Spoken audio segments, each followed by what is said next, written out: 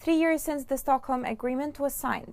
It was meant to avert a potentially catastrophic offensive on Hodeidah city and ports. The ceasefire, which entered into force on 18 December 2018, did not contribute to a safer environment for civilians, as was hoped.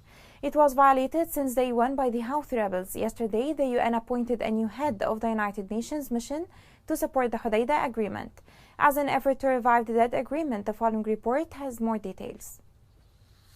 Once again, the United Nations attempted to revive Stockholm Agreement by appointing the retired Irish Major General Michael Beery as head of its mission to support the Hodeidah Agreement. This comes at a time when Yemenis assert that UN leniency with Houthi militia has quashed the implementation ceasefire in Hodeidah and the siege on Taiz and releasing prisoners. Yemenis consider that the mission has failed to achieve any progress on the ground since its formation. UN Secretary General Antonio Guterres announced the appointment of Major General of Ireland Michael Beery as a replacement to the Indian General Abhijit Guha. Major General Beery has enjoyed a long career since joining the Irish Army as an infantry officer in 1975. He served as head of mission and commander of the United Nations Interim Force in Lebanon from 2016 to 2018. Beery served 10 years in overseas deployments including Afghanistan, Bosnia, Iraq, Somalia and Uganda. He is the fourth head of the UN mission in Hodeidah. He was preceded by the Indian General Abhijit Guha, the Danish General Michael Losgaard and General Patrick Kammermart.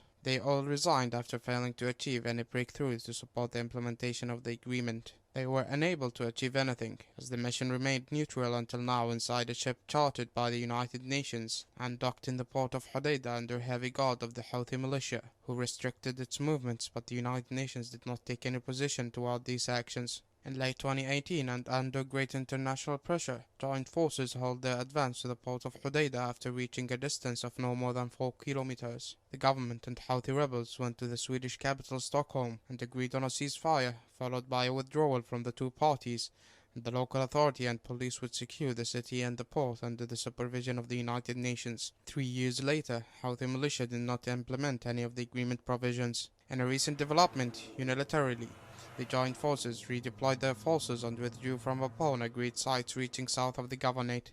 Yemenis seem to have lost faith in an agreement which was violated since day one. Some observers have gone further to question, was Stockholm Agreement a monitoring of a ceasefire, or rather of a war?